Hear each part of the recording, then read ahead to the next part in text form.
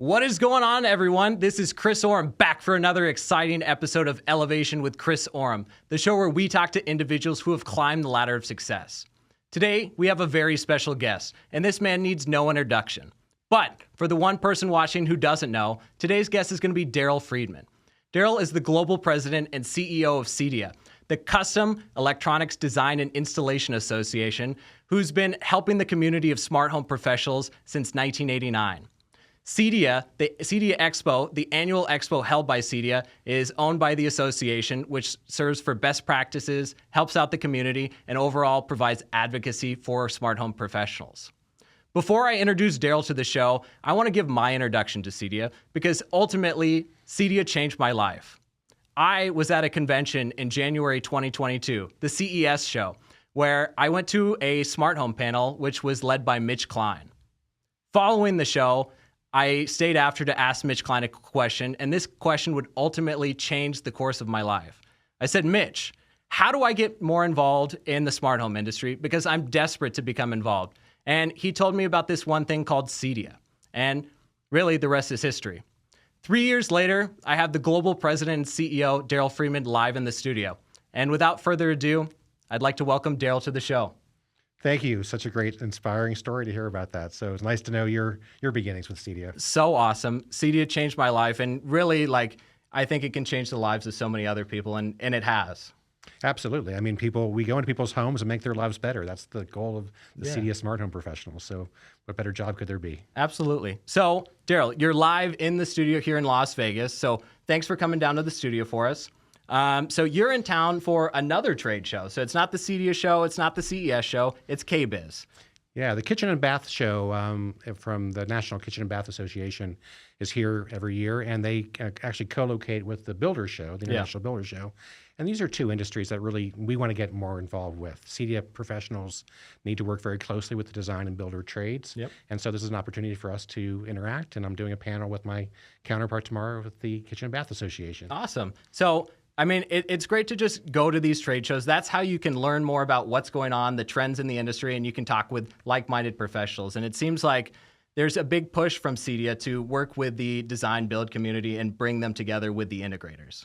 Yeah, we're really one community. When you get right down to it, we're all about making the homeowner happy. Right. And providing that satisfaction. So the designers and integrators, when they work together and when they have that relationship, it's an incredible thing. And the homeowner is such the beneficiary of that relationship. Right. And I've seen the partnerships happen where, a designer who really has that first relationship with the homeowner can say, I trust my integrator. I can't make this appointment. Would you go to my homeowner? That's what we want to see. What also happens is that designers and integrators are what we call, smart home professionals because they integrate all these technologies.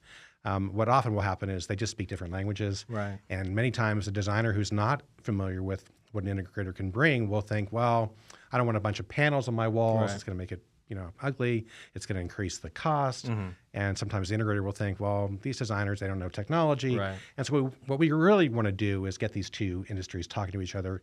And that's why Bill is the CEO of NKBA, are talking tomorrow on this very subject. Because when they work together, it's better for the homeowner. Actually, more money is spent because they want to get this technology. And then the integrator and the designer both win. Yeah. So you encourage the harmony, and I think that's awesome. And one of the big things to come out, I know that CEDIA has been advocating in the UK that integrator is now an official career title. And I think that may be even coming soon in the United States. Talk to us about that announcement. Well, nothing comes soon in the United States when it comes to federal government bureaucracy. But every 10 years, the federal government opens up what they call the standard occupational classifications. Okay. So that's basically every job title that you can have. And, 10 years ago, maybe integrator wasn't so important. But since the pandemic and since the lockdown, that unfortunate tragedy in the world illustrated, I think, to many how important our homes are. For sure. And how the centrality of our homes. And the home can be everything. It can be your child's school. Mm-hmm. It can be your gym. It can be your workplace. It can be your library. It can be your wellness. It can be everything. So we want to see the United States recognize that occupation. So we filed comments with them making the case for that, and we'll know in probably a year or two. But the UK has already gotten headway on that. Even other places around the world, Australia, New Zealand has now recognized our education path. So this career path, this job of integrator is becoming a thing. It's a real thing. So I can tell my parents I'm an integrator, and this is a real job. It's a real job, yes. Yeah. So Daryl, so you're the global president. So I didn't realize how many different countries CEDIA actually touches, but correct me if I'm wrong, I believe it's over 80 countries that are represented by CEDIA. Nearly 80. We're in over 70 now, and some of them are small populations, but we have major action happening in obviously all throughout Europe. Australia, New Zealand is a big market for us, and India, which I'm actually going to go to for the first time this year to see our members there, because they've been sweeping our awards. Amazing projects in India. So really, this is something that's become a global phenomenon. I think we often forget about how global our industry is, because we're so focused on, the projects we're working on at home that we forget that there's, tons of other countries out there that are doing the same thing we're doing. Yep. Everybody has a home and everybody needs technology. Sure. So Daryl, I want to transition over to your early career. So you came from outside of the industry. I want to start back when Daryl was 18 years old and you're going off to college. Like, what did you think you were going to do with life? Was it being a smart home professional, or what did you think you were going to do? That's too long ago to remember. I don't know. No. So 18, I went to college. I was a violin player, loved music, loved the music industry. I wanted to see if I can get into that. So I went to college, and I was an economics major, because there was no such thing as music business back then. And I found a professor of economics that I kind of hit it off with, and he was a clarinet player in the local and community orchestra. And we started talking about, could we develop a course that would be economics of music, economics of the arts? And so we did that. And so I was kind of like his guinea pig on that, and we did that coursework. So from there, I went to grad school, and actually in graduate school, they do have programs in arts management, which is basically what an MBA would be, but really for nonprofits. Right. So it was really teaching you how to run a nonprofit. Sure. And I went to grad school in Washington, D.C. At American University, and just fell in love with Washington. Yep. And got a job. And you're still there, correct? I'm still there, yes. So I fell in love with Washington. I fell in love with a person who's watching the podcast named Marsha. Live in the studio audience. Yes, live in the studio audience. And loved everything about Washington, including Marsha.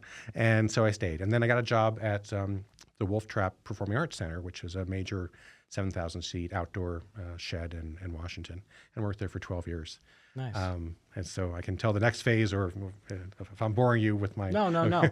So you had a passion for music management, and you kind of moved up the ranks. So you started at this one job out of grad school, and then eventually you had moved on to a couple different careers, and then you ended up at the Grammys. Yeah. So at the Wolf Trap Performing Arts Center, I started out as an intern, and I just wanted to learn everything. Yeah. So I was going to grad school and interning there and just soaking it all in. And then, I just kept doing other internships, and they just couldn't get rid of me. I was like a bad penny. And so they said, okay, let's just hire this guy. Yeah. And so I got a job as an assistant at that organization, and then rose in the ranks and did special events, did marketing, really worked in every department there to kind of learn it all, and ultimately became the head of PR and communications for that operation. And then the Grammys organization, which is actually a trade association, a nonprofit. Right. People don't think of it that way. Yeah. They think the big TV show, but it's an association, and they were looking for someone to start a local Washington chapter. Okay. And so they approached me, and I decided that was a good move for me. So I went, and totally different operation. It was a kind of a startup mentality. I was alone, no staff, working out of my spare bedroom. Yeah. And just trying to organize the local community of Washington to become part of this association. And that was a great training ground, a whole different kind of experience, because we were really kind of working solo and trying to build something from nothing. Sure. A lot of fun. And I'm sure working as a nonprofit advocate at the Grammys, I'm sure that helped pave the way for your career at CEDIA. Yeah, it did. There's a lot of synergies. So as I was organizing the Washington chapter, I would say to my bosses, there's this big building down the street with this big white dome on it, and there's lots of things happening in the Capitol that maybe are going to affect us. Well, Napster was just launching then, right? The industry was about to completely change and revolutionize.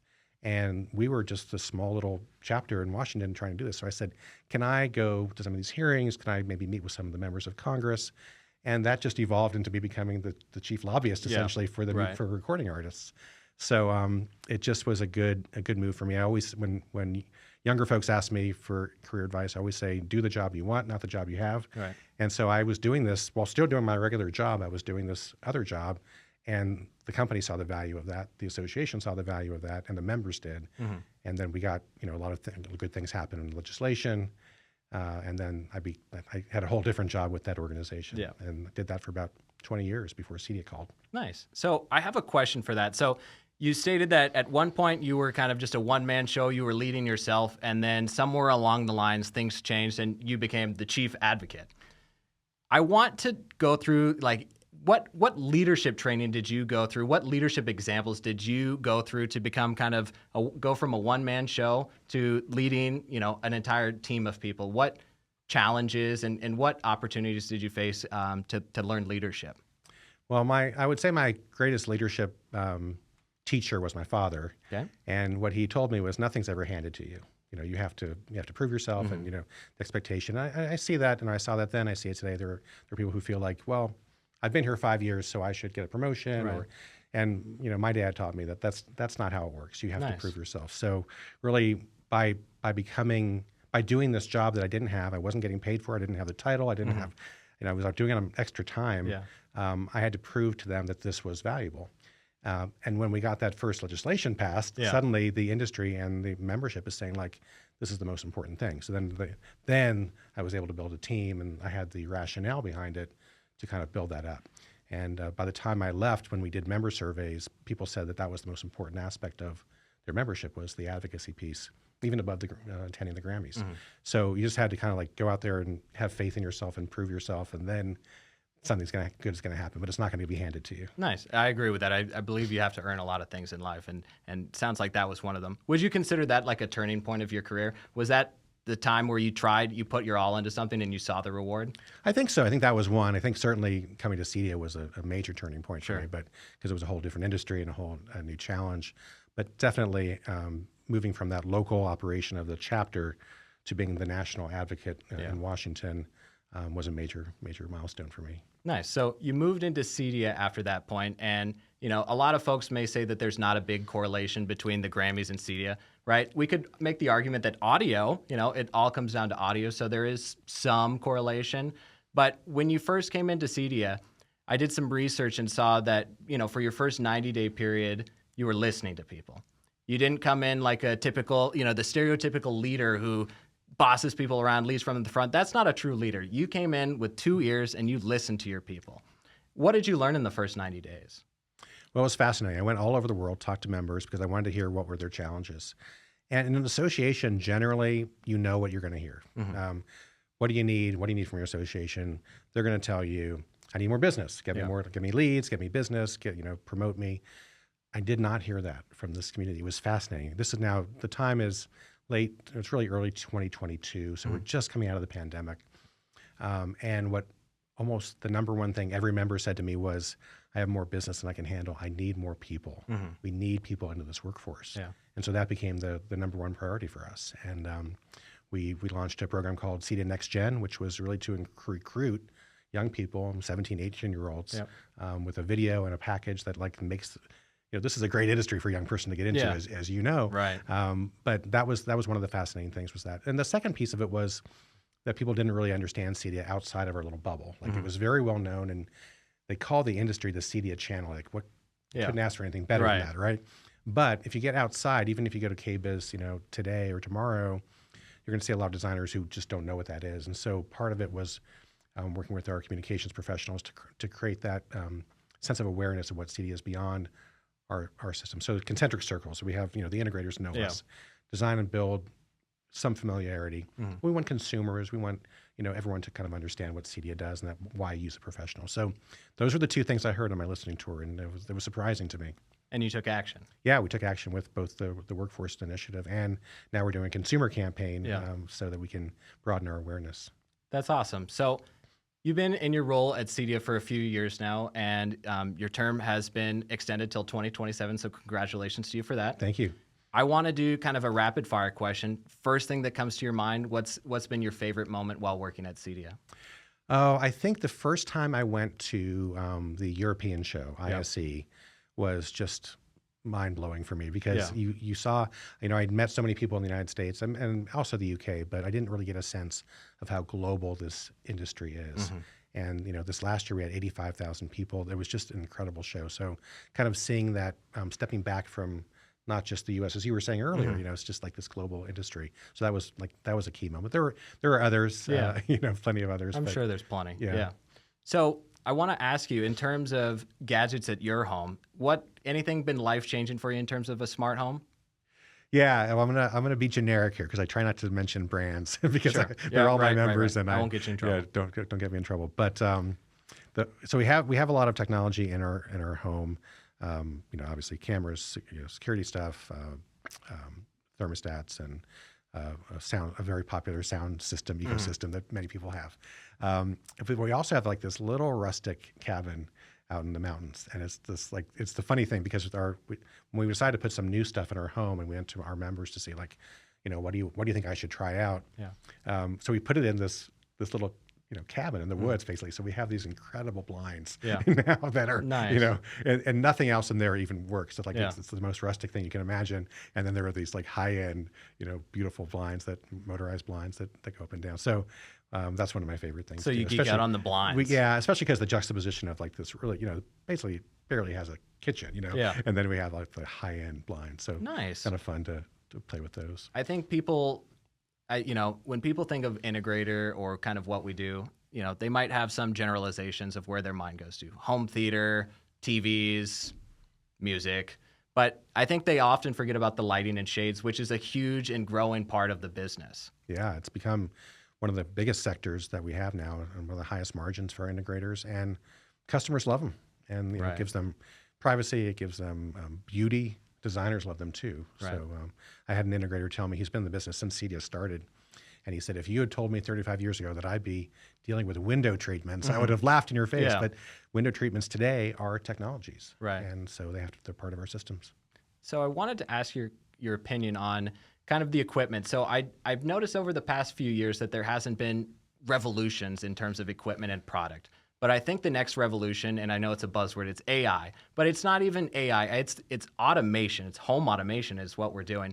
And I think over the next, what would you call it, 10 years, that home automation is really going to take off, and our homes will start making decisions based on our preferences, on certain conditions around the home.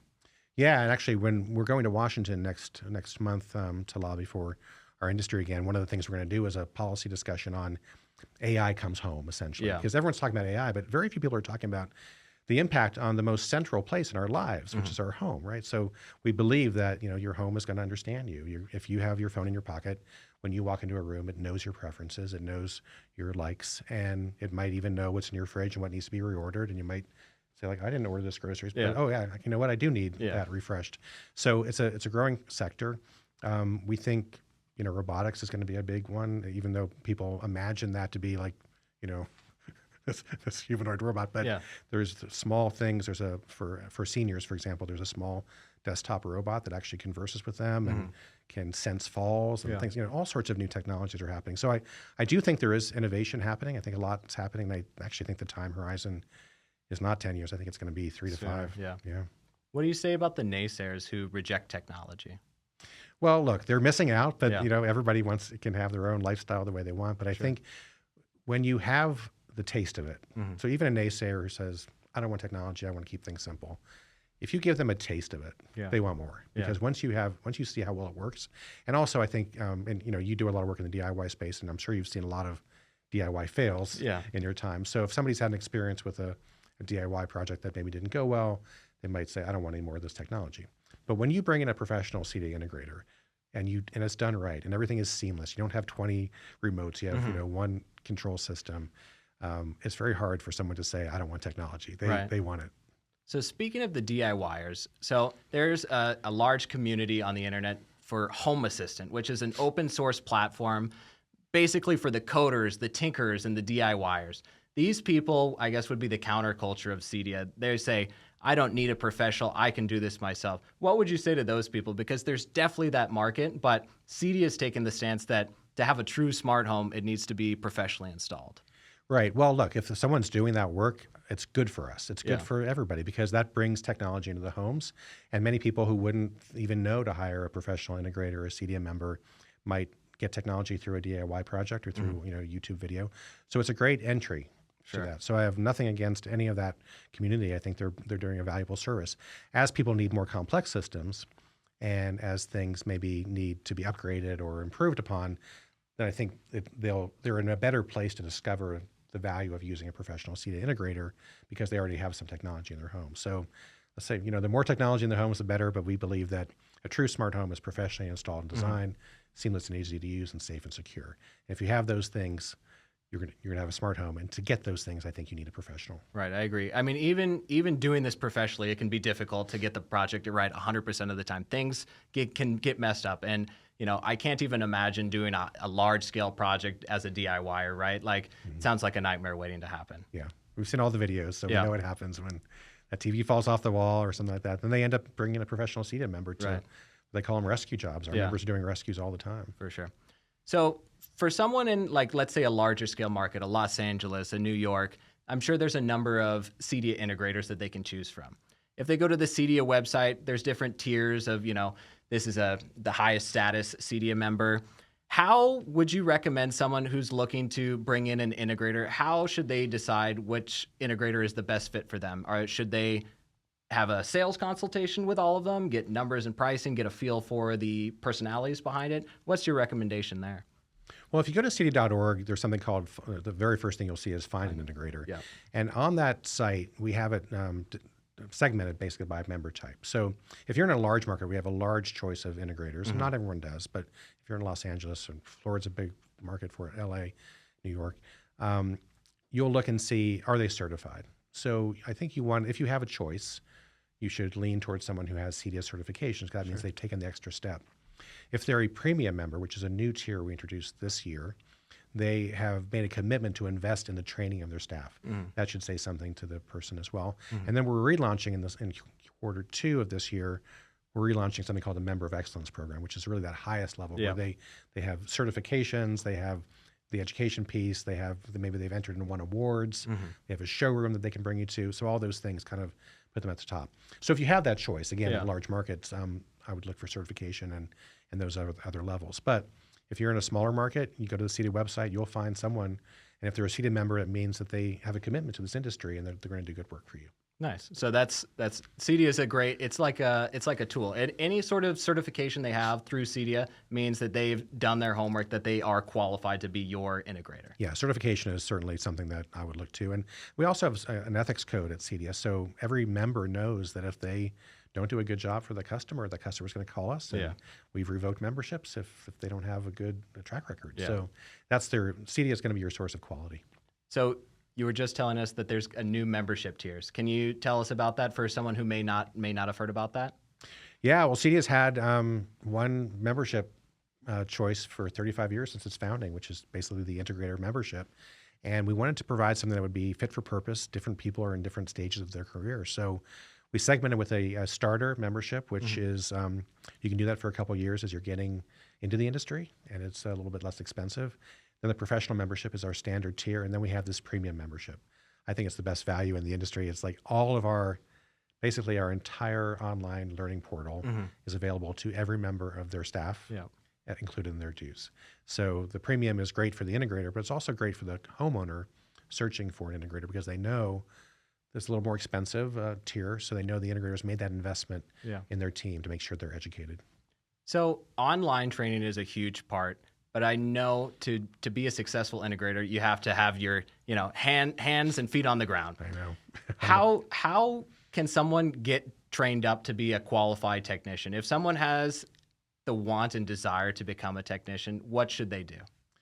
Well, it's so true what you say, and I don't think I realized it. And this, if I've had a few more chances to give you my top moments of my time at CEDIA, one would have been I went out as an apprentice with one of my member crews and just carried the tool bag for them and terminated cables and just realized how hard that is, and how much handwork is still involved. When you're a homeowner, you just think all this stuff is probably automated. And, and I was in there. I carry this. That's your badge of honor. This is my badge of honor. This is the cable that I terminated. Nice. with True Media in Lansing, Michigan. Nice. On a job with their crew, and I carry it with me as a reminder when I talk to my members what they do, the hard work that they do. So it just kind of sticks in my pocket and it reminds me to the respect there. But what what's happening with the sort of in-person and hands-on training that you mentioned is CEDIA, obviously we have a lot of online learning, but you can't do everything online. So both at the CEDIA Expo in September every year, we have a lot of hands-on training. But we also have something called Tech Summits, which we go around the country to people's communities. We do some training there. And then we also have local learnings, but we'll have in our own facility in Indiana, we'll have people come in and do training. So it really is important to have that hands-on piece. I'm sure. I mean, like I know the value of it. Like even, I mean, you can't train someone even in a week, 4 weeks. Like it's a long-term type of thing. So really just getting the practice is the first step, and then getting a job in working, on site will help get you in the right direction. So I'm sure you have disagreements within the CEDIA community. I'm sure sometimes people want you to do one thing, and then sometimes the other side wants you to do something else. I'm sure there's great arguments for both sides for many different cases. I want to see how you kind of navigate that field when you have different voices with valid arguments coming at you. How do you make the decision in which CEDIA is going to do, and how do you, communicate that this is what we're going to do and this is why? Well, it's important for any association CEO to listen to the multitude of members. In every association, there are people who are very influential, but sometimes you have to listen to more voices and just get the broadest perspective you have. So one debate that happens in our organization is kind of, we were born in AV. I mean, literally CEDIA is, started out with guys setting up VCRs for people in their homes and multi-room stereo and things like that. So that's our legacy. It's our DNA. And so there's a group of people who say, this is what CEDIA really is. And they're right, because CEDIA is born with that and it's an important part of our legacy and our current training. And there's a group of people who say, like, I want to get into the next big thing, AI, robotics, lighting, shading, appliances, aging in place, power storage. And they're also right, because that is the future. So it's a question of just balancing the needs of all of our members, because none of them are wrong, but we have to just meet the needs of all of them. So that's just what the job is. And I think the team is doing a pretty good job of meeting all of those needs. Yes, I think you could agree that you'll never make everyone happy, but I think when you listen to your members and you act on their behalf, I think that's an excellent strategy. Yeah, we're trying to make everyone happy. Yeah, trying to make there's as many 4,000. people. There's 4,000 companies, 30,000 individuals involved with CEDIA. So my goal is to make all 30,000 happy. Nice. So speaking of what a large market is, what is the smart home market these days? Like, it's billions of dollars. Do you have a figure? In the U.S., it's about 20 billion. Okay. It's about 20,000 integrators. Yep. So we're growing with this. We're in the process now of computing our new size and scope survey. So in a month or two, we'll have new data on that. But this is a growing, again, since the lockdown, especially, people understood that their homes can be so central to their lives, technology so important in their lives, that this is going to continue growing. And one of the reasons people do ask me, why would you leave the Grammys? And this is, I feel like even though CEDIA has been around for 35 years, I feel like it's sort of in its adolescence. It had its childhood, and now it's ready to become an adult. And I just see the excitement of like seeing where CEDIA can go and seeing where this industry can go. It's going to keep growing exponentially. Sure. And I mean, that's why I'm here. Like, I'm joining, right at the beginning, and I look forward to seeing where my career takes me over the next 30 or so years. I mean, it's only going to continue to grow. Everyone has some form of home, their apartment, their condo, their house, and everyone needs technology in it, whether it's at the very basic, just the internet, but people can go all the way to the extreme and have the nicest of things, the nicest of, every single category that CEDIA has to offer. It's incredible. Yeah. And what you've seen in just in the past, I would say 5 to 10 years, is the luxury technology is becoming mass market now. And our integrators are moving. You might be experiencing this yourself. They're moving from those sort of luxury homes into mid-market.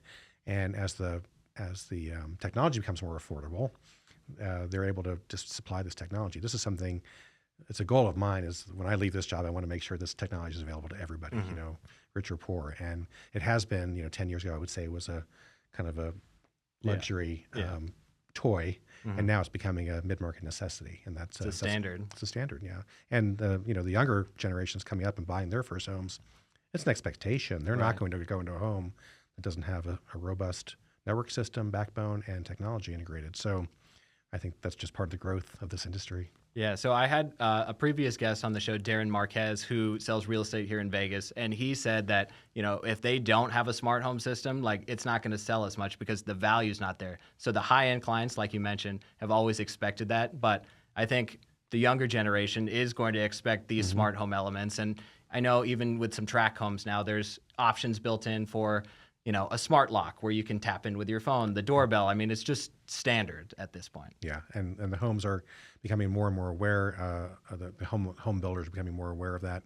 I met with my counterpart at the National Home Builders Association earlier last year, and he gets it. He says, yeah, our builders understand that the customer wants technology from the studs, basically. They don't want it installed later. They want it in the home as it's being built, and that's great for integrators. Yeah. So in terms of like getting, if an integrator wanted to give feedback to CEDIA, what's the channel to properly do that? Well, there's a number of ways to do it, but I always say the easiest is just to reach out to me. Yeah. CEO@cedia.org. I answer every email myself, and Nice. members do come and give me suggestions all the time, and sometimes our best ideas come from the members. So I would encourage that. But of course, there are more traditional ways to do it. We have a wonderful membership team that responds to people's needs. We have a great PR marketing team, and we have events all over the country and all over the world where people can give us feedback, and they certainly do. That's pretty cool. You give off like an open door policy. Like that's incredible. I'm sure you hear all different types of things, but usually positive. Yeah, I think people just like the fact that they can reach out to the CEO and have that conversation, and you know, sometimes they'll call but I never refrain from taking that call or answering that email, because oftentimes some of the great ideas or something I don't know about the industry, I'm going to learn something from this member, or they're going to think of something that I didn't think of. And so it's a great use of my time to just have that interaction. Yeah, I'm sure even bad interactions, you can get something positive from it. Oh no, when someone's disgruntled, I'm a dog with a bone to turn them around. So like I love those conversations. Like what can we do? What went wrong? What we can do to fix it? And it's nice when we can turn them. Sure. If I had to ask you some predictions for what you think the smart home will be in 10, 20, 30 years, what's going to change? What's going to be different? Well, I think one we've touched on already, which is that it's going to be an expectation and necessity, not a luxury. So that will be critical for every home to have that. Two, I know it sounds like a cliche, but AI is going to be a major factor in our business. The home will be more intuitive, and the home will certainly, the technology will react to you. And then I think as the population is aging, and you know, I've got an aging parent, and you know, I feel the creak in my bones every now and then. People want to stay in their homes, and so our industry will become a crucial mechanism for people to stay in their homes safely and securely, and not have to be in assisted living, and not have to have their families worry about them. And we can do that in the most unobtrusive way. It won't be cameras it'll be sensors and fall detection and oven alerts and things like that our industry will provide, and will allow this population, which is getting older, to be comfortable and safe. Sure. So the aging tech, I think that there's going to be specific niche integrators, if there's not already, that focus just on that older generation, because that's a need in a market that they can go ahead and serve. Yeah, there's one company, an integration company, doing great work, traditional integration work, and they've opened up an entire new practice under a new trade name just for this sector. And I think you'll see more and more doing that, because the demand is going to be there. Sure. So can you talk to us about the relationship between CEDIA and the CEDIA Expo? Because I can imagine most people think they're the same thing. Yeah. They're not quite the same thing, but talk to us about it. Yeah, well, the CEDIA Expo, of course, is our annual trade show. It's the biggest moment in our year. Yep. CEDIA, before I came on board, CEDIA actually sold the show to an exposition company, which now owns it and runs a good part of it. But CEDIA still has a lot of input into that show. We program the educational conference. We pick the keynote, and we do a lot of events for our members. So it's a partnership now with Emerald Expositions, which also manages KBIS here in Vegas. So, but the CEDIA Expo is that one lightning strike in the middle. Yeah. We do so many things. This was the same way at the Grammys. Everyone thought like that was the moment, but we were doing work year round. CEDIA the same way. That's like that moment is when lightning strikes. But literally the other 363 days of the year, we're doing great work too. Yeah. So I want to tell you about an assignment that I had in college, and it was to go out and interview someone who you respected. Maybe you wanted to be in their position someday. So at the time, growing up in Las Vegas here, I decided that I was going to meet with a casino general manager. So my dad had always told me, go work in one of the casinos. Like it's a great living. It's a great job. And that was one of the best assignments I ever did in college because it not only got me out of my comfort zone, it got me to network with people. And, I got the inside look from, a high level individual about, what's going on in life. So if someone wanted to be in your position 30 years from now, what immediate action steps could they take to maybe get there someday? Well, if by my position you mean sort of running an association, or you mean running CEDIA specifically, but if you're interested in nonprofit management, you have to work at it from the ground up. I mentioned that I went to grad school, and I mentioned that I was studying this sort of nonprofit management. At the same time, I was working at this performing arts institution. What I learned in one day on the job was equal to a semester in school. I don't regret going to school, but these days, grad school is not like it was when I went. It's expensive, and so I'm not necessarily advocating that, but getting in on the ground floor, doing what you did in the casino. Yeah. And like I said, I was an intern learning from the ground up, and I moved around different department to department. That sort of education can't be replicated in the classroom. And then, of course, meeting everybody you can meet, like networking, and because that one person is going to remember you, and then they're going to hire you down the road. So I think those are the keys. Yeah. And then when you get in the job, do the job you want, not the job you have, right? So like just keep moving forward by proving the value that what you can bring in a different capacity. Yeah, I mean, I think you have to show that you want to be there by even showing up and wanting that. I think stands out a lot because I think people, when they apply to their first job, a lot of them is just because their parents said, "Hey, you got to go make some money this summer." But I think when people really follow their passion, you can see their passion in their eyes. Mm-hmm. This industry certainly has that. I mean, when I talk to young people and they say like, "Why should I go in this career?" I say like, "Well, if I could tell you, you could go into a job, you could be trained in a very short period of time. You don't have to go to college and get a 4-year degree with 4 years of, with 20 years of debt to pay back. You can earn good money on the first day because you're going to be hired immediately. And you go into people's homes and leave them and put a smile on their faces and leave them happier than when you came in." Like, what better job could you have than that, right? So I get excited, and people who are doing this job as you are, since Mitch got you into this.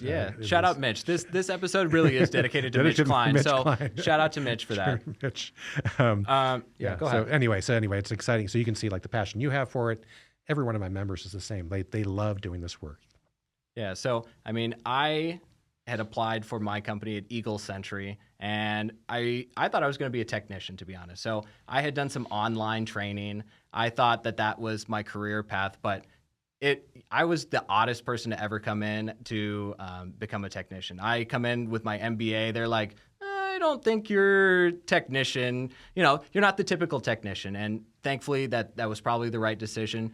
Could I have been successful as a technician? Absolutely. But I get to run the service department at Eagle Century. So I get to hear from all different types of people, all sorts of different things that could be going on with their smart home.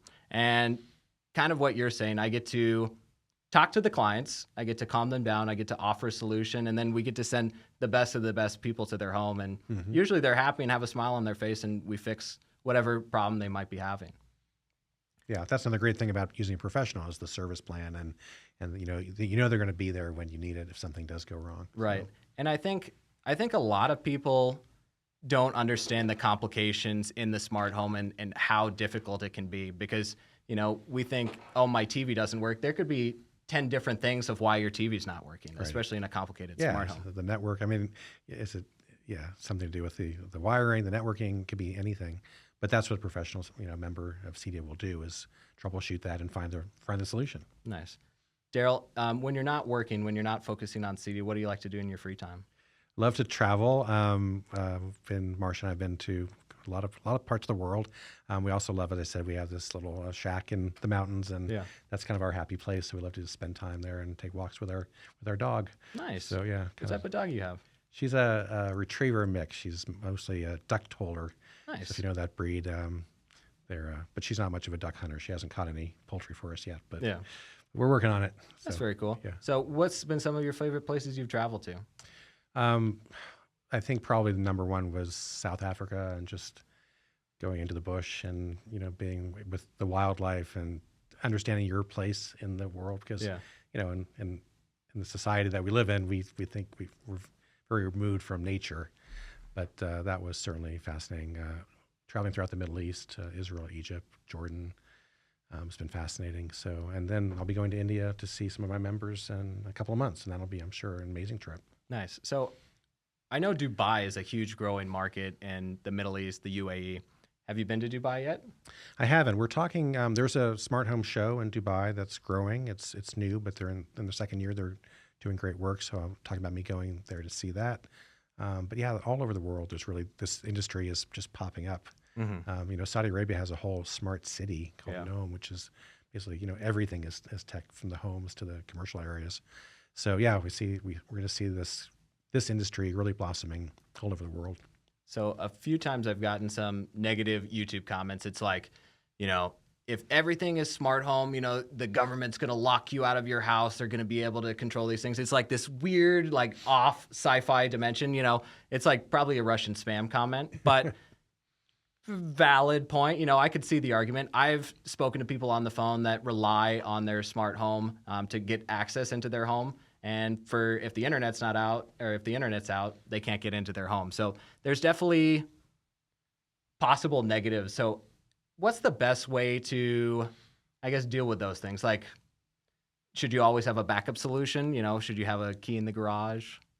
Well, I think the less of a concern to me than the government would be just, bad actors, hackers, things like that. So when people ask me, about why use a professional? This is probably the number one reason I say is because they're going to be looking at the security aspects of this. And very often an amateur will come in, or someone unknowing, doing it themselves, and leave a default password, or just not have the security level that it needs to be at, and that's when you're susceptible to these bad actors. So today that might be, someone getting a password from you, or somebody, ordering merchandise on your account. But in the future, when your home is wired, you want to really make sure that it was professionally designed and installed, because a bad actor at that point can have a camera into into your home and appliances, things like that. So it's just one more reason why this industry has to become a professional industry and not just something that's people do as a hobby.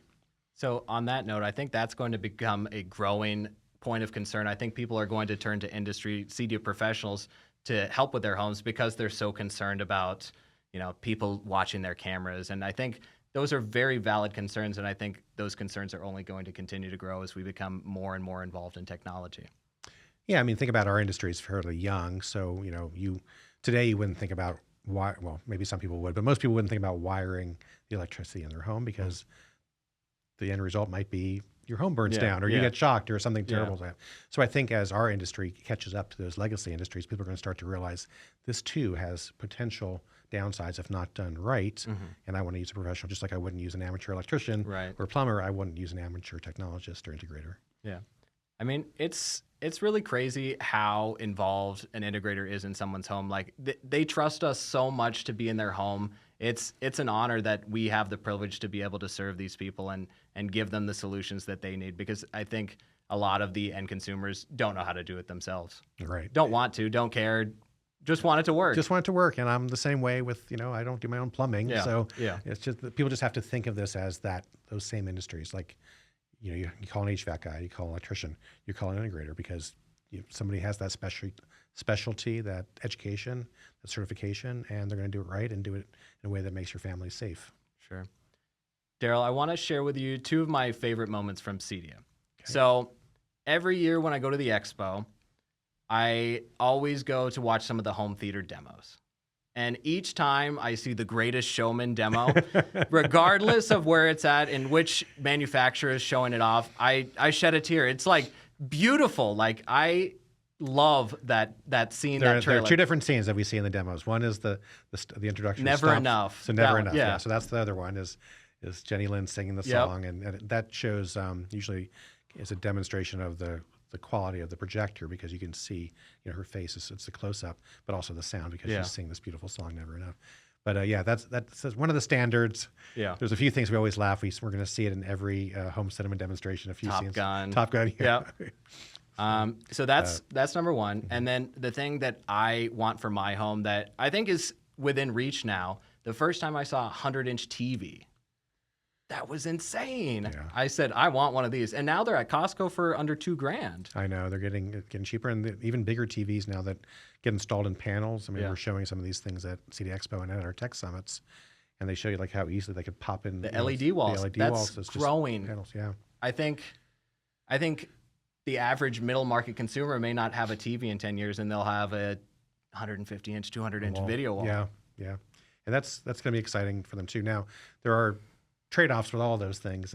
With a projector system and a screen, you can have the audio coming directly from behind. Yeah. So it's nice to have that piece, but the flexibility is there for the consumer. They can do it however they want with a projector or a LED. I forget the exact terminology, but the home theater is trying to create the suspension of disbelief. Yeah. So that I feel like the Greatest Showman demo does that every single time. And CEDIA works with the recommended practices, the RP22, to go ahead and produce the best practices for home audio and theater design. Can you talk to us more about RP22? Because I know over the last year or two that's been a tremendously successful project brought on by CEDIA.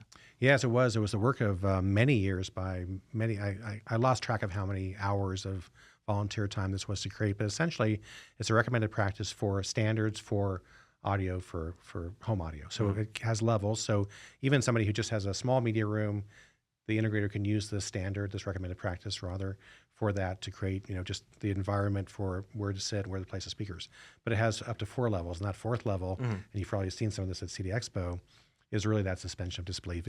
You are there. Yeah. I mean, the surround sound it's kind of what the nexus was between my old job and CEDIA, because we actually at the Grammys we endorsed CEDIA's training on immersive audio. Yeah. So I knew about that piece of it, and that's such an important piece for people's homes. And now we're working on RP23, which is the video standard. So I think you're going to see that just when you go in that home theater, that space, it doesn't have to be an enclosed home theater. It could be your media room that you use for other things. But that space is going to be designed so well that you're going to lose yourself in that movie or that game or that concert. And the suspension of disbelief, as you say, is going to kick in. For sure. So VR. So VR almost took off in 2023, 2024. The Apple Vision Pro, when it came out, it was super cool, but I think it hasn't taken off. Will CEDIA see a world of VR? Is that anything that you're thinking about as the CEO? Yeah, we are thinking about it. When I talk to integrators, it's not high on the radar right now. Yep. I think like you, I expect it to be a little bit of a bigger deal by now, because to me, actually AR is even more interesting, because I think that may be an application, augmented reality may be more of an application in the home than virtual reality, because you want to still be present in your home, but maybe have some visuals that you can control. Maybe you can control the house through AR. So I think we'll see it. It's not currently high on the radar of a lot of integrators, but we're talking about incorporating some of that into our training. If we're talking about the design build community, I think it makes perfect sense to go ahead and simulate the home and then see what it would look like to have this over there and that over there. Yeah, exactly. And there's some great online programs that are doing that now that can actually imagine that for you. But to have it as a VR, AR system would be a great step forward. Yeah, some of my friends in real estate now are doing 360 videos so that you can plug into a VR headset and really have that kind of immersive feel for it. So I think that's super cool. I think that's the future of where real estate's heading. I think that could be the future of really our society. We'll see when VR starts taking off. I don't know that we want that. I think it's like the iPad kid generation. It's like, I don't know if that's the best. Yeah.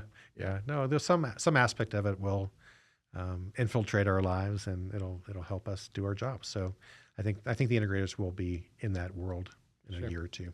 So if anyone sees you at the CEDIA Expo, it sounds like you're an open book, come say hello. Is that the case? Yeah, I try to make the rounds, and we have different times when I'm at the booth and people can come share their thoughts with me. So yeah, that's what we try to do. Nice. So as far as the day-to-day goes, what does your day-to-day look like? Is every day similar? Is it every day is different? Walk us through maybe a typical week in the life of Daryl Friedman. Well, there's no typical week, but I would say there are sort of 2 kinds of weeks. One is if I'm working out of my home office, and that's really running the company. So that's working with our executive team and our staff and the board to make sure that the vision is, we're headed toward that vision statement that we're trying to get to. And then there's the other type of week, which is when I'm on the road, which is quite a bit. Yeah. And that is a time for me to meet members, to hear from them, to go to showrooms, to go to other trade shows like we're doing this week at KBIS, and just to network and really understand what our industry is going through and what the adjacent industries need from us to make that partnership work. Nice. Very cool. One of the last things I wanted to touch on today is the CEDIA Foundation, which is a new initiative that's been launched. So the CEDIA Foundation is different than CEDIA. Can you tell us exactly what the CEDIA Foundation is, who it's for, and who it's serving? Well, CEDIA is a trade association, but it's not a charity. So you couldn't give a donation to CEDIA and have a tax deduction as a charitable contribution. And CEDIA can't apply for most grants because they only are available to charities. So the CEDIA Foundation, in the parlance of the tax code, it's a 501c3 organization, which means it's a true charity. And its mission is to increase that workforce. It's really the evolution of that first thing I heard, in my first 90 days, that we need more technicians. So the CEDIA Foundation will be raising money to give free training to people to come into this field. Make it easier more accessible, identify populations. For example, veterans coming out of the military. What a great workforce to have, right? They've learned discipline, they've learned technical skills, they've learned management skills. They're now looking for a next career after they leave the military. We want to be there for them.